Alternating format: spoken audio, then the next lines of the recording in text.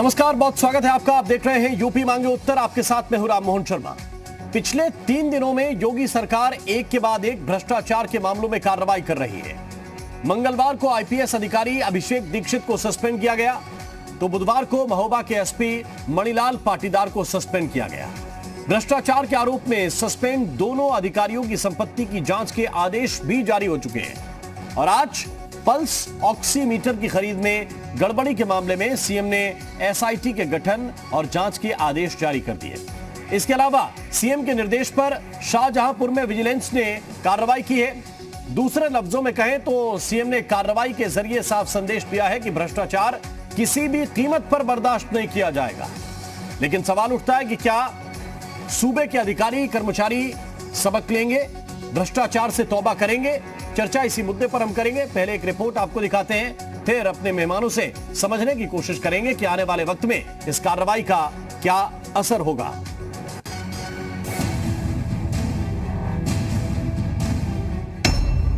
भ्रष्टाचार किया तो तय है कार्रवाई।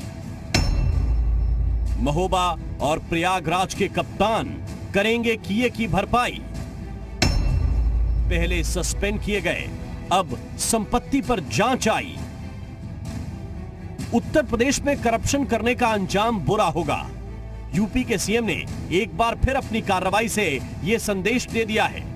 अपने 3 साल के कार्यकाल में रिकॉर्ड 755 अधिकारियों पर कार्रवाई कर चुके सीएम ने भ्रष्टाचार के आरोपों पर प्रयागराज और महोबा के पुलिस कप्तानों पर न सिर्फ निलंबन की कार्रवाई की, बल्कि उनकी संपत्ति की जांच के लिए विजिलेंस को भी लगा दिया। साथ ही अधिकारियों के भ्रष्टाचार में शामिल दूसरे पुलिस वालों की भूमिका की भी जांच होगी। मिली भगत की जांच खुद डीजीपी करेंगे। अब बड़े अधिकारियों पर कार्रवाई का असर जमीन पर क्या होता है, इसे भी समझिए।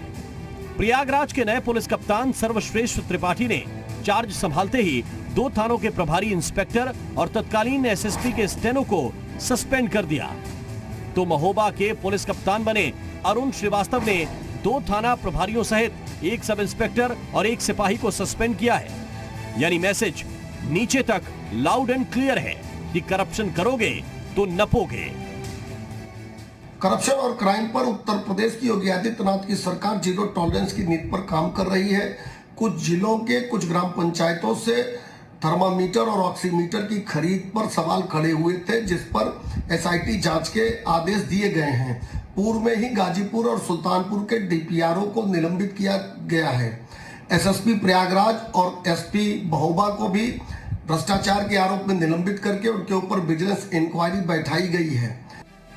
सिर्फ पुलिस विभाग में ही नहीं, सीएम के पास जैसे ही पल्स ऑक्सीमीटर घोटाले की शिकायत आई तो गाजीपुर और सुल्तानपुर के जिला पंचायती राज अधिकारी सस्पेंड कर दिए गए। आरोप था कि कोरोना मरीज का ऑक्सीजन लेवल नापने वाला पल्स ऑक्सीमीटर तय कीमत से 3 गुने दामों पर खरीदा गया है। घोटाले हो रहे हैं, उसको थोड़ा सा डाइवर्ट करने के लिए आज मुख्यमंत्री जी बयान दे रहे हैं। तो आप अंदाजा लगा सकते हैं, जब सरकार बयान देने लगे घोटाले के बारे में, भ्रष्टाचार के बारे में, तो समझ लीजिए कहीं ना कहीं दाल में काला है। बड़े अपराधियों को, बड़े संरक्षणकर्ताओं को जब तक माननीय योगी जी सजा नहीं देंगे, तब तक जीरो टॉलरेंस का जो उनका नारा है, ये नारा ही रहेगा। प्रदेश सरकार लुटती रहेगी, पिसती रहेगी और बेईमानों से त्रस्त होती रहेगी। एक आंकड़े के मुताबिक योगी सरकार के सत्ता में आने के बाद से अब तक करीब 775 अधिकारियों और कर्मचारियों पर कार्रवाई हो चुकी है, जिनमें आईपीएस, आईएएस और इंजीनियर शामिल हैं। 325 अधिकारियों और कर्मचारियों को जबरन पद से रिटायर किया गया है और 450 से ज्यादा अधिकारियों और कर्मचारियों के खिलाफ निलंबन की कार्रवाई हुई है। ब्यूरो रिपोर्ट, जी मीडिया।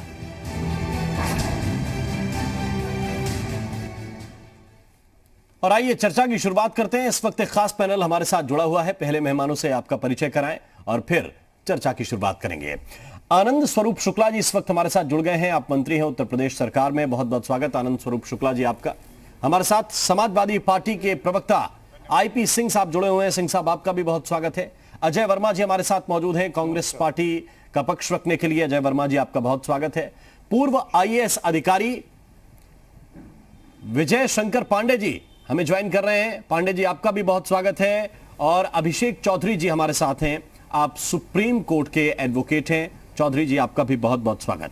सबसे पहले आनंद स्वरूप शुक्ला जी, प्रश्न आपसे है, क्योंकि यह कहा जरूर जा रहा है कि बहुत सख्त कार्रवाई हो रही है, लेकिन इस कार्रवाई का असर जमीन पर हम क्या माने? क्योंकि 3.5 साल के बाद भी जिस मैसेज का इंतजार है वो मैसेज अधिकारी ले नहीं रहे, या फिर और कड़ाई से देने की जरूरत है?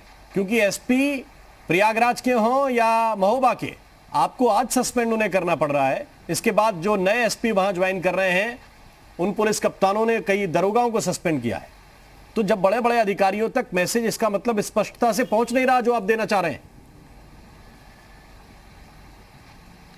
पूज्य योगी आदित्यनाथ जी की सरकार ने पहले दिन से ही भ्रष्टाचार के विरुद्ध और अपराध के विरुद्ध अपना कड़ा संदेश दिया, और जिस भी स्तर के अधिकारी उसमें लिप्त पाए गए उनके खिलाफ कठोरतम कार्रवाई की गई। आज नहीं, पूरे उत्तर प्रदेश में पिछले 3.5 वर्षों, 3.25 वर्षों की सरकार के कार्यकाल में 850 से अधिक अधिकारियों के खिलाफ कड़ी कार्रवाई की गई है।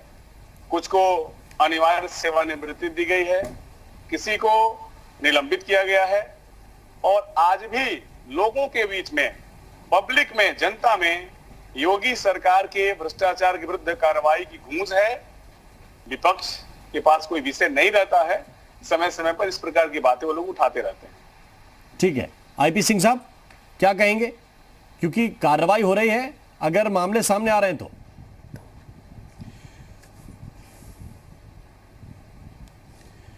देखिए, योगी सरकार आकंठ भ्रष्टाचार में डूबी हुई है।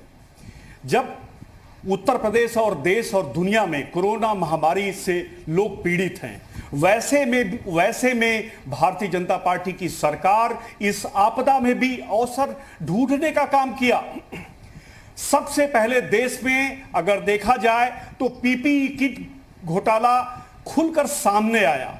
दूसरा, पल्स ऑक्सीमीटर की प्राइस अगर 2,500 रुपए है तो 75 जिलों में 9,950 रुपए से लेकर 15,000 रुपए तक की खरीद इंफ्रारेड थर्मामीटर और ऑक्सीमीटर की खरीद की गई है।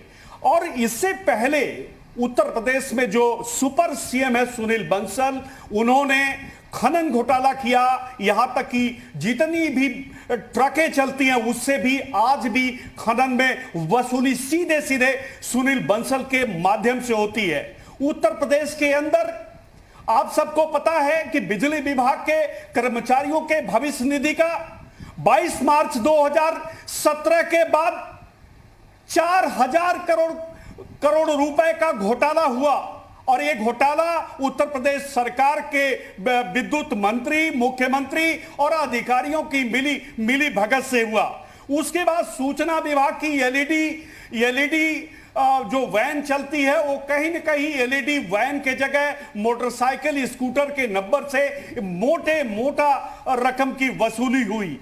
3 मंत्रियों की लेन देन विधानसभा के अंदर पकड़ी गई। उन मंत्रियों के पीएस के खिलाफ कार्रवाई की गई, लेकिन मंत्रियों को बर्खास्त नहीं किया गया। आपके जो नंदी जो मंत्री हैं, उनके 250 ट्रांसफर को मुख्यमंत्री ने निरस्त किया, उसमें पैसा लिया गया। इस तरह से सिंचाई विभाग में अभी 6,000 करोड़ के टेंडर हुए, जो 5 कंपनियां उसमें भाग ली, उसमें आइडेंटिफाई करके 7% से लेकर 9% कमीशन लेकर उन्हें काम दे दिया गया।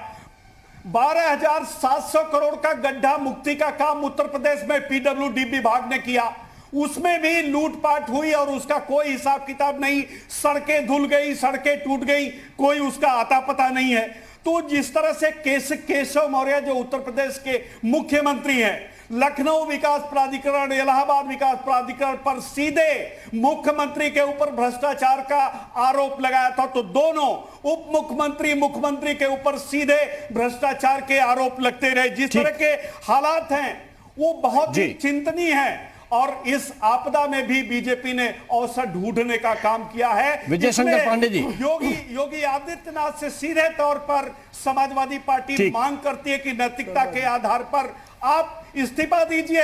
विजय शंकर पांडे जी, प्रधानमंत्री ने बहुत साफ, आप दोनों चीजों को देख रहे हैं। एक तरफ विपक्ष के आरोप है, बहुत से मामले ऐसे हैं जिनको लेकर यह कहा जाता है कि देखिए ये जीरो टॉलरेंस कुछ मामलों में दिखता है, कुछ में नहीं दिखता है। आपका आकलन क्या कहता है? देखिए शर्मा जी, ये बहुत इम्पोर्टेंट, बहुत महत्वपूर्ण विषय है भ्रष्टाचार का। और मैं इस प्रदेश में मुझे सेवा करने का करीब 38 साल अवसर मिला।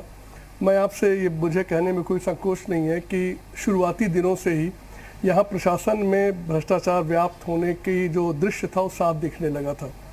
इसी के चलते हम लोगों को वर्ष 93-94 में प्रारंभ करना पड़ा, 3 महाभ्रष्ट अधिकारियों को, IAS अधिकारियों को चुनने का कार्यक्रम करना पड़ा, एसोसिएशन को करना पड़ा जी। आप इस उदाहरण से सोच सकते हैं कि भ्रष्टाचार की जड़ें कितनी गहरी हैं।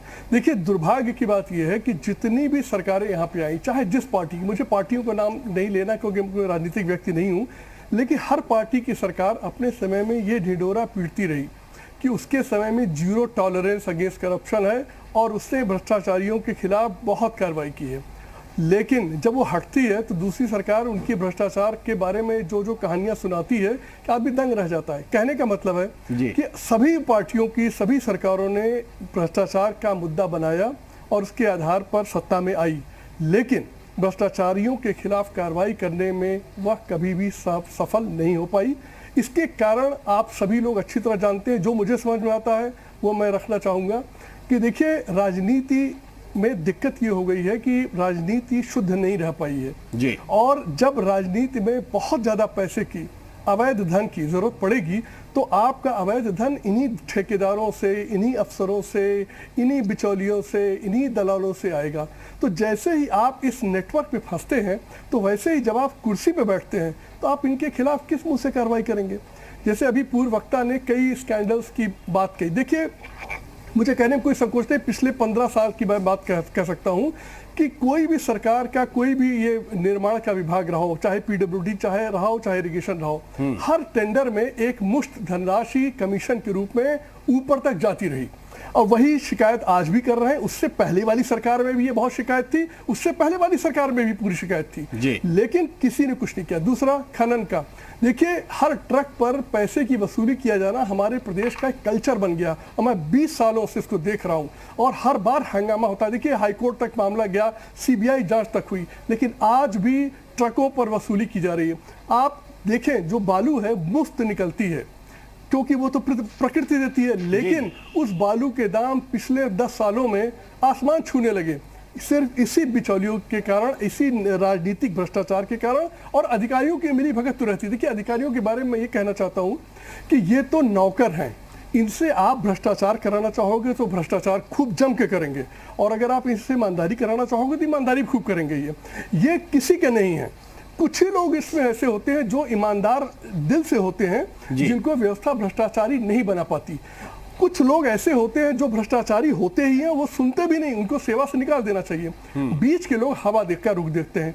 मैं हमेशा कहता हूं कि जो भी कार्रवाई भ्रष्टाचारी के खिलाफ हुई बड़ी अच्छी बात है, लेकिन इतने से काम चलने वाला नहीं है। सबसे पहले योगी आदित्यनाथ जी को, जो मुख्यमंत्री हमारे प्रदेश के, उनको ये करना चाहिए कि जो ऊपर के स्तर पे बैठे लोगों के खिलाफ जो भ्रष्टाचार की शिकायतें पहले से लंबित हो, उन्हें चुनकर पहले उन्हें दंडित करें, क्योंकि ऊपर से भ्रष्टाचार चलता है, नीचे कार्रवाई करते रहिए लेकिन उसका कोई असर नहीं होने वाला है। नीचे कार्रवाई का असर नहीं है।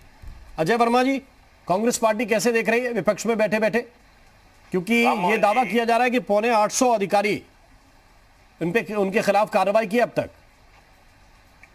राम मोहन जी, जब योगी सरकार 2017 में अपना फुल मैंडेट लेकर आई थी तो उन्होंने मेन 3 वादे किए थे। मैं आपको याद दिला दूं, आपके चैनल ने भी दिखाए थे कि हम उत्तर प्रदेश को गड्ढा मुक्त कर देंगे, हम उत्तर प्रदेश को अपराध मुक्त कर देंगे और हम उत्तर प्रदेश को भ्रष्टाचार मुक्त कर देंगे। बाकी तो और सब चीजें जो थी एजेंडे में वो थी।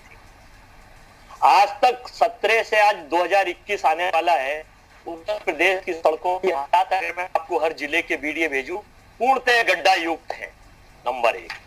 अपराध की अगर मैं बात करूं तो आप क्राइम ब्यूरो का रिकॉर्ड उठा लीजिए या ADR का रिपोर्ट उठा लीजिए, उत्तर प्रदेश के हर जनपद में, चाहे वो महिला हो, बच्ची हो, व्यापारी हो, सुनार हो, ज्वेलर्स हो, किसी भी तरह का काम करने वाला हो, गृहिणी हो, घर के लोग हो, हर प्रदेश के हर 75 जनपद में उसकी संख्या असीमित हो गई है, पूर्ण रूप से बढ़ गई है और सरकार का कोई कंट्रोल नहीं है। भ्रष्टाचार पे आ जाइए।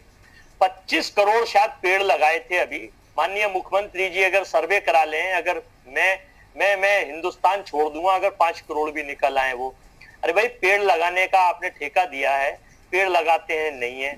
जितने भी विकास प्राधिकरण उत्तर प्रदेश में है, जितनी भी एजेंसीज हैं, पीडब्ल्यूडी है, डेवलपमेंट अथॉरिटीज हैं, यूपी इरिगेशन है या ग्राम्य विकास अभिकरण है, एक फिक्स एजेंडा वहां के कॉकस है ठेकेदार का और इंजीनियर्स का, अभियंता जूनियर, अब जूनियर इंजीनियर, फिर असिस्टेंट इंजीनियर, फिर अधिशासी अभियंता, फिर सुप्रिटेंडेंट इंजीनियर, फिर चीफ इंजीनियर, और फिर उससे आगे जो अधिकारी पीसीएस, आईएएस या फाइनेंस के होते हैं, वो फिक्स है। राम मोहन जी, 1 मिनट खत्म करो, आप टाइम मुझे दीजिए।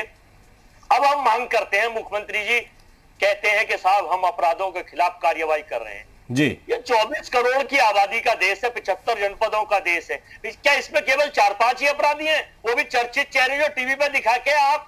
एक नंबर। दूसरा, आप 2-4 ही अफसरों को सस्पेंड करते हैं, पूरे हर विभाग में 2-4-5 ऐसे अफसर हैं जो रोज कमाई करते हैं, रोज दिखते हैं, चाहे आप रजिस्ट्री ऑफिस ले लें, चाहे आरटीओ ऑफिस ले लें, आपको भंडार मिल जाएंगे। अब आप कहते हैं साहब हम काम कर रहे हैं। मैं अब आपको बताऊं सरकार की क्रोनोलॉजी क्या है। सरकार मुख्य मुद्दों से ध्यान भटकाने के लिए ये काम कर रही है ताकि आप लोगों को इसमें लगा दे, लोगों को झोली जनता को इसमें लगा दे। तो मुख्य मुद्दा क्या है? अगर एसपी करप्शन करेंगे, उनके खिलाफ शिकायत कोई कंपनी करेगी तो कार्रवाई करना ये जिम्मेदारी है। अब इसमें छोटी सी कार्रवाई है, ध्यान हटाना, विजिलेंस की जांच बैठ गई एसपी के खिलाफ। साहब राम मोहन जी, वो एक एसपी है, 75 जिले हैं उत्तर प्रदेश में। मैं ये कह रहा हूं, ठीक है, सरकार तो सारे 75 के 75 एसपी नहीं हटाए जा सकते ना एक बार में। ये पांडे जी बेहतर जानते हैं। फिर आप कहेंगे कि क्राइम बढ़ गया। मेरा अब अभिषेक चौधरी जी के पास में चलता हूं। चौधरी साहब, ये कार्रवाई असर डालती है? फिर मैं लौट के आता हूँ। चौधरी साहब, ये कार्रवाई असर डालती है? सब बिल्कुल, ये कार्रवाई एक कॉमन मैन को, देश को विश्वास दिलाती है कि कानून है, चाहे वो आईएएस हो चाहे पीसीएस। सर अब ये मेरा एक सेकंड, आईपी सिंह साहब, अभिषेक चौधरी जी की बारी है। चौधरी साहब बोलिए आप। हाँ जी सर मैं कहना चाहूंगा, जैसा आपने कहा कि ये कार्रवाई असर डालती है, बिल्कुल सर ये असर डालती है। आज एक कॉमन मैन को एक विश्वास जगाए कि जो कानून बने हैं सर, 1860 में हमारा आईपीसी बना, 1860 जब हमारा भारत देश आजाद भी नहीं हुआ था, तब भी ये करप्शन और ये ग्लोबल, ये कोरोना की तरह है, ये हर जगह है करप्शन, खाली भारत में नहीं है। जो डेवलप्ड कंट्री अमेरिका, जहां पर सबसे ज्यादा करप्शन है, तो ये कार्रवाई बिल्कुल असर डालती है। और कितने कानून हमारे देश में करप्शन के खिलाफ हैं, उसमें आजीवन कारावास तक की भी सजा है, तब भी लोग ऐसा करते हैं। वो इसलिए कि वो मीडिया तक या समाज तक वो सजा नहीं आ पाती। जैसे निर्भया कांड हुआ, उन्हें फांसी हुई तो रेप की एक डर लोगों में बैठा। तो करप्शन लॉज इन इंडिया इतने सख्त हैं। 1860 आईपीसी का जो पब्लिक सर्वेंट के लिए कहता है, सेक्शन 169, कि अगर आपने अनलॉफुली बाइंग बिडिंग करी किसी पब्लिक सर्वेंट ने, तो 2 साल तक की सजा है। इवन किसी क्रिमिनल ब्रीच ऑफ ट्रस्ट अगर पब्लिक सर्वेंट ने किया, कोई अधिकारी है, पब्लिक सर्वेंट में सारे लोग आते हैं, जो जजेस हैं, जो पुलिस हैं, जो पब्लिक अथॉरिटीज हैं। इवन करप्शन प्रोहिबिशन एक्ट ने तो इसको इतना वाइड कर दिया कि बैंक्स को भी। लेकिन सवाल ये कि वहां तक पहुंचे तो सही, वो सजा के मुहाने तक पहुंचाएगा कौन, लेकर कौन जाएगा, ये बड़ा सवाल। एक छोटा सा ब्रेक। शुक्ला जी, विपक्ष के लोग आरोप लगा रहे हैं कि आपकी सरकार में कार्रवाई हो रही है वो सिर्फ दिखावे की हो रही है। आरोप यह है कि गंभीर मामले, बड़े मामले और बड़े लोगों को छोड़कर कार्रवाई हो रही है। विपक्ष के आरोप बेबुनियाद हैं। विपक्ष के पास कोई विषय नहीं है, विपक्ष मुद्दा विहीन है। जिस प्रकार से योगी जी की सरकार निरंतर कार्रवाई की है, आज भी कार्रवाई कर रही है, और पूरे प्रदेश में लोगों के बीच में एक मैसेज है, योगी जी की सरकार भ्रष्टाचार और अपराध के खिलाफ जीरो टॉलरेंस की नीति के अनुसार काम करती है। जो ठेकेदारी की बात हुई, ये पहली बार सरकार जिसने ई टेंडरिंग लागू किया और जिम्मेदारी के साथ लागू किया। अब कहीं ठेके पट्टे में कोई जो सरकारी गिरोह चलते थे दूसरी पार्टी की सरकारों में, और दूसरे पार्टी के लोग जिस प्रकार से हावी रहते थे, आज वो स्थिति नहीं है। सभी के लिए दरवाजे खुले हुए हैं, सब कुछ पारदर्शी तरीके से सरकार करने का प्रयास कर रही है। उत्तर प्रदेश की योगी जी की सरकार नई खनन नीति ला करके और इस प्रकार की व्यवस्था बनाई है। आज जो भी विपक्ष के लोग जिनके पास आज कोई विषय नहीं है, पब्लिक का समर्थन सरकार के साथ है, और सरकार अपनी जिम्मेदारी के साथ, जिस उम्मीद से लोगों ने सरकार को चुना है, भाजपा की सरकार को चुना है, भ्रष्टाचार अपराध के खिलाफ काम करने के लिए हम आए हैं और अपनी पूरी जिम्मेदारी के साथ हम काम कर रहे हैं। ठीक, जिम्मेदारी के साथ आप काम कर रहे हैं, लेकिन जैसे ये मामला मैंने शुरुआत में कहा कि ये नीचे तक मैसेज जाए, 3.5 साल तो लगभग आपके हो गए, अभी 1 साल और काम करेंगे, आखिरी 6 महीने चुनाव में गुजर जाता है, तो ये संदेश डाउन लाइन तक कैसे जाएगा? और ये अधिकारी कर्मचारी जिनके अंदर ये बसा हुआ है कि उन्हें करप्शन करना है जिन लोगों के अंदर, तो 750 संख्या तो बहुत सीमित है। बिल्कुल नीचे तक मैसेज है लोगों में, पब्लिक में, एक एक कर्मचारी के अंदर ये मैसेज है कि योगी जी के राज में भ्रष्टाचार कहीं कोई स्थान नहीं है, और जो भी इस प्रकार के घेरे आज उनके खिलाफ कड़ी कार्रवाई हो रही है। आप विश्वास करेंगे दूसरे पार्टी के लोग की सरकार बताएं इन लोगों के समय में क्या क्या हुई, कितने अफसरों के खिलाफ इन लोगों ने कार्रवाई किया, IAS हो, IPS हो, हर विभाग के अधिकारी चाहे जितने बड़े हो छोटे हो, उनके खिलाफ डिमोट किया गया, लोगों को जबरिया सेवानिवृत्त किया गया, निलंबित किया गया है। और आज जो पुलिस अधीक्षक भ्रष्टाचार के आरोप में जिन्हें निलंबित किया गया, उनके विरुद्ध SIT की जांच बैठाई गई है। राजस्व की अपर मुख्य सचिव रेणुका कुमार की अध्यक्षता में टीम बनाई गई है 3 सदस्यीय। ये पिछली सरकारों में ऐसा कुछ होता था क्या? पूरा सरकार और मंत्रिमंडल में और भ्रष्टाचार में लिप्त रहता था। अभी खनन की बात कर रहे हैं, इनके खनन मंत्री, पिछले समाजवादी पार्टी की सरकार के खनन मंत्री क्या करते थे, ये है पूरा उत्तर प्रदेश की जनता जानती है, इसीलिए जनता ने इनको वहां पहुंचाया जिसके लायक ये हैं। जी, IP सिंह साहब, उत्तर प्रदेश का पैसा सुपर CM सुनील बंसल उत्तर प्रदेश से लूट कर ले जा रहे हैं। एक नहीं 1000 उदाहरण है। उनके भाई CA है दिल्ली में, उनको खुद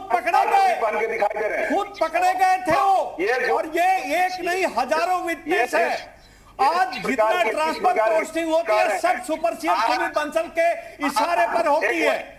सबसे बड़ा अगर कोई भ्रष्टाचारी है वो सुनील बंसल है।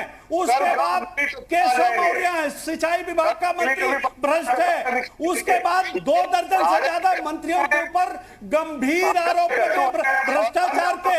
अवनीश अवस्थी अपर मुख्य सचिव 3-3, 4-4 विभाग चलाते हैं, 3-3, 4-4 विभाग चलाते हैं। ये सब कोई थाना ऐसा नहीं उत्तर प्रदेश में, छोटे से छोटे थाने की कीमत 15 लाख रुपए है। आज थाने और तहसील में लूटपाट मची हुई है। मुख्यमंत्री ऐसा लग रहा है आपको? ठीक है, 1 सेकंड, विजय शंकर पांडे जी को मैं लेकर आता हूं। विजय शंकर पांडे जी, कोई अधिकारी 1 से ज्यादा विभाग चलाए टोकन राजनीति, तो वहां करप्शन होगा, ये तय हो गया क्या? इतिहास में आज और किसी व्यक्ति का नाम लेना, जनता कहती है गुंडा राज। मैं ये स्पष्ट कर देना चाहता हूं कि सुनील बंसल के खिलाफ हमारे पास तो सबूत नहीं है। IP सिंह साहब के पास सबूत अगर हो तो IP सिंह साहब जिम्मेदारी के साथ कहें, तमाम तरह के नारे गांव कस्बे उपलब्ध कराए हो। शहर से आ रहे हैं। विजय शंकर पांडे जी, बेटियों की इज्जत सुरक्षित नहीं है। 1 सेकंड सिंह साहब, आज बहन बेटियों विजय शंकर पांडे जी को भी सुनिए। 1 सेकंड, साथ रेप करता है। आनंद स्वरूप शुक्ला जी, 1 मिनट निवेदन करता हूं आपसे। IP सिंह साहब, आपसे भी निवेदन है, लेकिन उन 1 सेकंड सुन लीजिए। कैटेगरी की सुरक्षा नहीं दी जाती। विजय शंकर पांडे जी बड़े सीनियर अधिकारी रहे हैं, भारत सरकार में सचिव रहे हैं, उनकी बात सुनिए जरा, वो बेहतर बता पाएंगे कैसे होता है काम। आप चलेंगे नाम ले रहे हैं। ठीक, माननीय सुनील बंसल जी का, देखिए शर्मा जी जो बात उठाई, लाख लगा करके बोल रहे हैं। अरे आपके पास माननीय कहने के सिवा क्या बचा है? ये गुलामों की सरकार है। ये सरकार, ये जब योगी आदित्यनाथ को मुख्यमंत्री बनाया गया उन्हें भी नहीं पता था ये जनादेश योगी आदित्यनाथ के नाम पर और आनंद के नाम पर नहीं मिला। ये मोदी के नाम पे जनादेश मिला, और उस मोदी ने कहा था भ्रष्टाचार पर 0 टॉलरेंस। कानून व्यवस्था पर जंगल राज की उम्मीद नहीं की गई थी, गुंडा राज की उम्मीद नहीं की गई थी। कहां गई आपकी वो सारी हेकड़ी? कहां गया सब कुछ? बंसल जी के विरुद्ध ये टिप्पणी कैसे कर सकते हैं? क्या आपके पास आधार है? कोई एक आपके ऊपर भी बहुत से गंभीर आरोप है भ्रष्टाचार के। तो प्रमाण दीजिए ना महाराज। मेरा मुंह IP सिंह साहब, मैं भारतीय जनता पार्टी के एक आईपी सिंह साहब, सिर्फ जुबानी काम नहीं चलते हैं, कौन कितना ईमानदार है, तथ्य देने पड़ते हैं। भारतीय जनता पार्टी और जुबानी बात जनता मानती नहीं है। घी ऐसे तो अखिलेश यादव के खिलाफ भी बहुत से मामले हैं, बहुत से मामले तत्कालीन मंत्रियों के खिलाफ आते रहे, देखिए सबूत नहीं तो आराम कर रहे हैं ना। देश में कोई नहीं है। अब जब सबूत नहीं तो आराम कर रहे हैं ना अपने अपने घर पे सब। विजय शंकर पांडे जी, एक वर्ष और चुनाव बचा है, ये भारतीय जनता शर्मा जी देखिए, जो एक सेकंड शुक्ला जी रुक जाइए। व्यक्ति शुक्ला जी, आईपी सिंह साहब, दोनों लोगों से निवेदन है, पांडे जी की बात सुन लीजिए प्लीज, प्लीज। उत्तर प्रदेश बनाने में बाकी मेहमान भी अपना समय निकाल कर आते हैं, उनका समय भी कीमती है। विजय शंकर पांडे जी की बात सुनिए। पांडे जी बोल सकते हैं आप। थाने बेचिए, मंत्री भी थाने बेचने में लगे हुए हैं। मंत्रियों के देखिए शर्मा जी, जो डिबेट है वो व्यक्तियों के ऊपर केंद्रित हो गया है, उससे कोई लाभ नहीं होने वाला है। देखिए ये जो भ्रष्टाचार की समस्या है, ये बिल्कुल सही कह रहे हैं कि बहुत लंबी समस्या है, बहुत वर्षों से चल रही है और सभी सरकारें इसमें पूरी तरह से आकंठ डूबी रही। आज जो हम लोग की स्थिति है, हमारे प्रशासन की स्थिति है या हमारे विकास की स्थिति है, उसके पीछे बहुत बड़ा कारण ये रहा है, ये भ्रष्टाचार का कारण रहा है। लेकिन इसको रोकने के बजाय लोग नारेबाजी में और स्लोगन में चले जाते हैं। जैसे अभी भी ये जो वाद विवाद हो रहा है दोनों पार्टियों के बीच में कि वो एक दूसरे को ज्यादा भ्रष्ट घोषित करने की कोशिश कर रहे हैं। देखिए इससे हमारा समाज का, देश का, प्रांत का भला नहीं होता। सभी देखिए राजनीतिक दल बड़े महत्वपूर्ण हैं क्योंकि यही सरकारें चलाते हैं। आज एक पार्टी की सरकार है, कल दूसरी की आएगी। तो बहुत गंभीरता से जो भी राजनीतिक दल उपस्थित है उनको ये सोचना पड़ेगा कि हम लोग अपने प्रदेश को कैसे ठीक करें। रेड करना है, आप तैयारी करिए ना। जिन अफसरों के पास शिकायत आती उनके खिलाफ मुकम्मल कार्रवाई करिए। टोकन राजनीति नहीं करना चाहिए मुख्यमंत्री को। अगर गंभीर आरोप है तो गंभीरता से जांच होनी चाहिए। काम कर रही है, लोग प्रचंड बहुमत दिया है और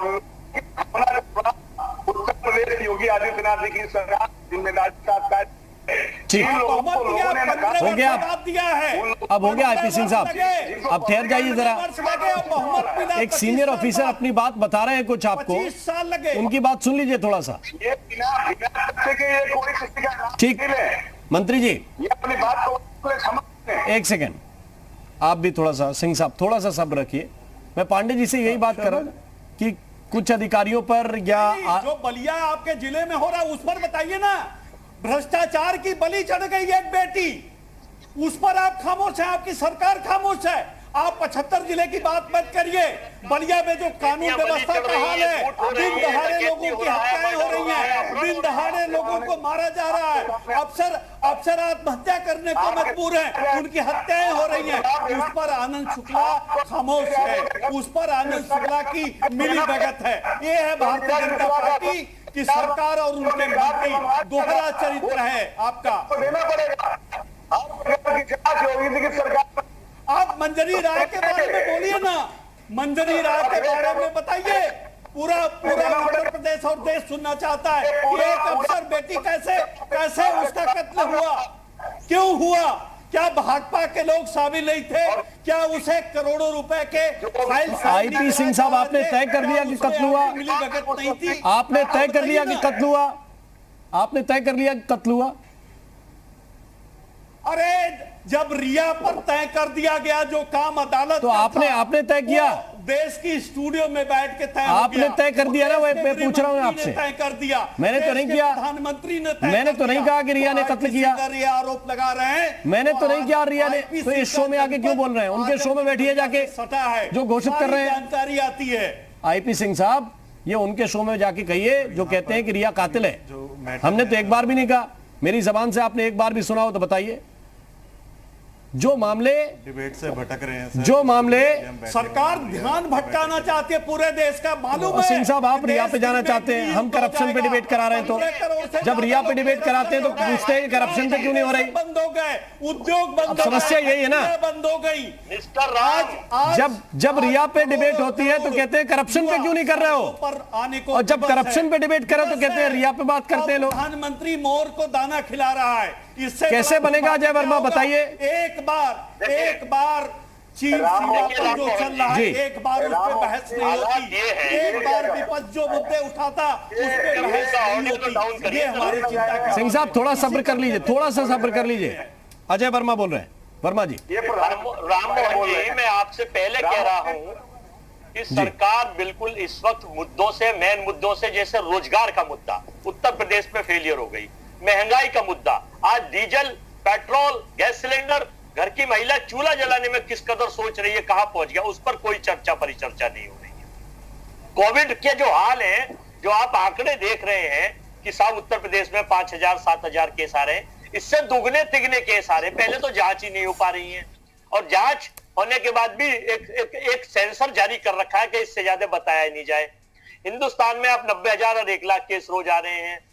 उस कोविड में कोई आपके पास वैक्सीन तो पूरा संसार जब भगवान चाहेगा जब बनेगी, जब डॉक्टर्स चाहेंगे, जब भी मौका मिलेगा जब बनेगी, लेकिन आपके पास जो व्यवस्थाएं हैं उसमें आप पूर्ण रूप से फेल हो चुके हैं। अच्छा, भ्रष्टाचार पे लगाम लगाने के ऊपर सरकार फेल हो चुकी है। मैंने आपसे कहा कि इन सारी चीजों को बचाने के लिए कुछ चुनिंदा 1-2 विधायक, चुनिंदा 1-2 सरकार के विपक्ष बीजेपी के 70 से 150-300 नाम मैं आपको भिजवा दूं, कार्यवाही करवा दिखाइए। किसी ने जमीन पे कब्जा कर रखा है, कोई किसी पशुधन घोटाले के मंत्री का क्या हुआ, कितने सारे पैसे चले गए, पंजीरी जो बनती है आपके डिपार्टमेंट में, पंजीरी घोटाले का क्या हुआ, बिजली घोटाले का क्या हुआ, और ये जितने भी इंडस्ट्रियल डिपार्टमेंट है, Noida development authority, greater Noida development authority, Yamuna express way, पूरे देश और प्रदेश को मालूम है कि अगर आप सीएजी की जांच भी उठाएंगे और सारी चीजें देखेंगे तो राममोहन जी पता चल जाएगा। मैं ये कहना चाहता हूं, हम सरकार से ये उम्मीद करते हैं कि प्रदेश के नौजवान को रोजगार दे, प्रदेश में बेरोजगारी कम हो, प्रदेश में महंगाई कम हो, प्रदेश का व्यापार, छोटा व्यापार खत्म हो गया है। देश के ज्ञानवान प्रधानमंत्री जी कहते हैं पकौड़ा बनाइए, पिंचर लगाइए, बुग्गी चलाइए, और कहते हैं इंजीनियर, डॉक्टर और ऑफिसर बनने की भेड़चाल से हट के पान वाले, बुग्गी वाले और चाय वाले बनिए। ठीक है पांडे जी, अब मैं प्रश्न आपसे यह कर रहा हूं कि एक मीटर तो होगा कार्रवाई का, जितना आपने भी कहा कि ये सिस्टम में बसी हुई चीजें हैं, चाहे किसी अथॉरिटी की बात हो, चाहे किसी जिला प्रशासन की बात हो, या एक तरह से हमने तो देखा कि सचिवालय में भी एक तरह से फर्जी दफ्तर बना दिया गया, वहां पे टेंडर किस तरह से दिए जा रहे थे। तो ये सिस्टम के अंदर के लोग मिलकर करते हैं, लेकिन जिस तरह से इस सरकार में कार्रवाई हुई है, क्या आपको लगता है ये पिछली सरकारों से थोड़ा अलग है, थोड़ा बेहतर है, आगे ठीक करने की दिशा में धीरे धीरे बढ़ रहे हैं, या फिर वही वाली चाल है? देखिए शर्मा जी, इसमें बिना लाग लपेट के मैं कहना चाहूँगा कि जितनी कार्रवाई हुई है, चलिए बड़ा उसका स्वागत है, लेकिन ये काफ़ी नहीं है भ्रष्टाचार को जड़ से हटाने में। देखिए जो बड़े बड़े मामले हैं, जो अभी कुछ वक्ता भी इस पर ध्यान आकृष्ट कर रहे थे, बड़े बड़े मामले हैं, उस पर मुख्यमंत्री जी को सीधे ध्यान देना चाहिए। जैसे एक बात अभी आई कि हमारे यहाँ ई टेंडरिंग चल रही है। मैं आपको बता दूं, ई टेंडरिंग 2009 से चल रही है, लेकिन रिश्वत उसी अनुसार चल रही है। क्योंकि ई टेंडरिंग का मैं आपको खुलासा कर दूं, ई टेंडरिंग में सारी चीज़ आप भर देते हैं, 2 चीज़ें कागज आपको फिजिकली खुद जाके देना पड़ता है। वो बैंक की गारंटी एक होती है और एक अपनी सॉल्वेंसी होती है, और टेंडर आपका वो इंजीनियर लेगा ही नहीं जब तक कि उसको ऊपर से इशारा नहीं होगा और कमीशन न दे दिया जाए, तभी वो आपका एक्सेप्ट करेगा। ई टेंडरिंग को हमारे प्रदेश में, मैं कहूँ या देश में फेल किया जा चुका है, क्योंकि सब लोग कहते हैं ई टेंडरिंग इससे समझ, लेकिन अब विश्वास मानिए रिश्वतखोरी उसी रफ्तार से चल रही जिस रफ्तार से पहले थी। दूसरा, आपके सामने वो जो खनन का मामला है, खनन का मामला 20 साल से उस पर लूट मची हुई है, और लूट कौन है? जनता। जो बालू सस्ते में मिला करती थी, आज सोचिए अपार्ट 10-10 हज़ार रुपए ट्रक मिल रही है। रिश्वतखोरी इसका मेन कारण है। पंजीरी की बात आई, आप पंजीरी के वो उसे कहते हैं पुष्टाहार योजना की फाइल अगर आप देख लें, आप विश्वास मानिए आपको देखने को नहीं मिलेगी, क्योंकि हम लोगों ने बहुत प्रयास किया, हम लोग भ्रष्टाचार के खिलाफ कोशिश करते रहे, दर्जनों आरटीआई डाली, और अधिकारियों से पूछा तो जो अधिकारी इसको देखते तो उन्होंने कह दिया, साहब ये फाइल इतनी सैक्रोसेंट है, मतलब इसको कोई देख नहीं सकता। और एक ही पार्टी को ये पुष्टाहार 15 साल से मिल रहा है। माननीय मुख्यमंत्री जी जब सरकार में आए तो उन्होंने सबसे पहले पुष्टाहार की फाइल पर रोक लगाई थी, लेकिन दुर्भाग्य से 1 महीने के अंदर वो रोक वापस हो गई।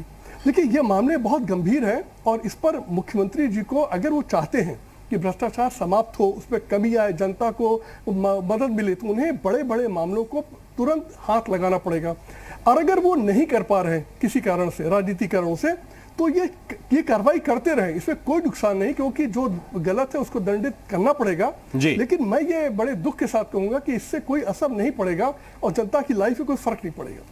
अभिषेक चौधरी साहब, सिस्टम से करप्शन को खत्म करना विजय शंकर पांडे जी कह रहे हैं कि छोटी कार्रवाई से मुमकिन नहीं है, लेकिन फिर भी थाने चाहे वो एसओ सस्पेंड हो चाहे एसपी सस्पेंड हो, कुछ दिन के लिए तो असर पड़ता होगा। नए कप्तान आते हैं, नए सिरे से कार्रवाई करते हैं।